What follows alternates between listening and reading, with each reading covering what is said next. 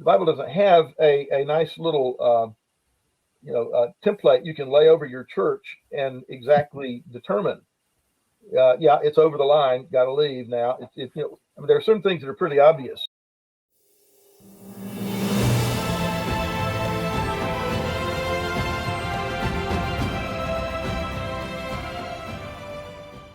Certain teachings that are being circulated and people not being disciplined for it. One particular group, there is a small group of ministers teaching that that is possible to be a Christian and a practicing homosexual. And even though the book of order of that church is contrary to that, the presbytery simply refuses to do anything about it. And this kind of thing, once it starts, it tends to spread if it's not dealt with. So now, is that particular group corrupted enough that Christians can no longer participate in it with integrity? People who are in it disagree about that question. There are some who've already withdrawn and formed another group. Others are saying, no, we need to stay in and we need to try to save this thing and turn it around. And others are saying, oh, we don't see the problem.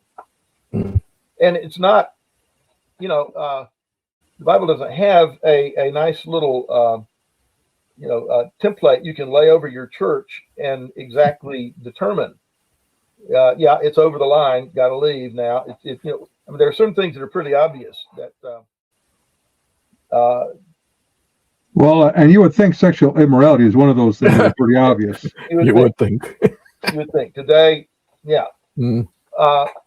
But people are having to make these kinds of decisions, and so that's why we're studying this book, because we're hoping we can learn something from what Machen went through, and we realize, and theological integrity is not an option.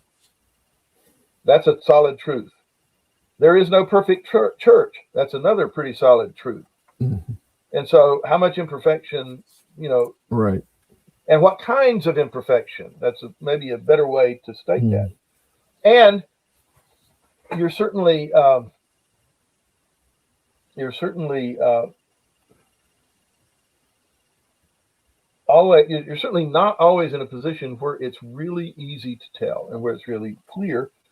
And and you certainly don't want to cut and run at the first sign of trouble.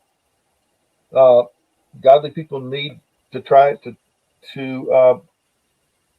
be the ones who win these battles.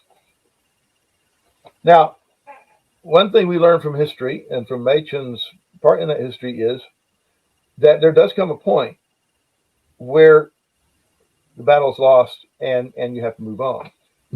Discerning when that is the tough thing. And I would say that the inability or refusal to discipline heresy is a sign that the integrity is not there. And historically, once that has happened, conservatives have almost never been able to turn it around. And the Southern Baptist Convention, I'll mention them in a positive light, is the one exception that proves the rule. They actually did that, but that almost is never successful. Starting on page 173, Machen lays out a strategy for how do you fight this battle? What do we need to be doing to make sure that our denomination or our congregation, because some of us are just in independent congregations, you have the same issue on whatever level. It's going to be the same thing. How do we keep them healthy, keep them faithful, and when you see it starting to slide, what do you need to do to turn that around? So, next to the last paragraph on that page, what is the duty of Christian men at such a time? And Machen gives 4 things. In the first place, they should encourage those that are engaging in the intellectual and spiritual struggle. Okay, so don't just be silent. Don't just stand on the sidelines and watch the battle taking place. When someone takes a stand, when someone takes a risk for the gospel of their career, those people need our support. They need our encouragement, and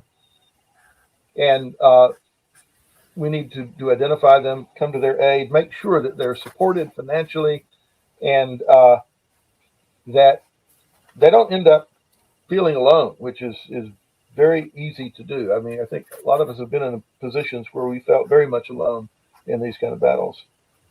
Second place, Christian officers in the church should perform their duty in deciding upon the qualifications of candidates for ministry. In other words, you got to take ordination seriously. Now, I've been ordained. I have served on a number of ordination councils, and I have served on ordination councils that turned the candidate down. We had this one guy, and he wasn't a heretic. He didn't have any particularly bad doctrine, but he just couldn't defend the right doctrine from Scripture. Mm. We would say, "What do you believe about this?" And he would tell us, and then we said, "Well, what's the biblical basis for that?" And he would just stumble around and could not get there. And so instead of approving this guy, we said, to be recognized as a pastor in this church, you need to be able to teach the word and to make the connection between what the word says and what you're saying. We think you need to go back and study and get yourself to where you can do that. Then in a year or two, come back and we'll look at you again. We turned the guy down. We had another guy that we turned down. Didn't invite him to come back and try again. He had a different kind of set of problems. But people in churches, they like to be nice. I run into a lot of, they just can't imagine discouraging someone who sincerely wants to serve the Lord. They just can't imagine saying no.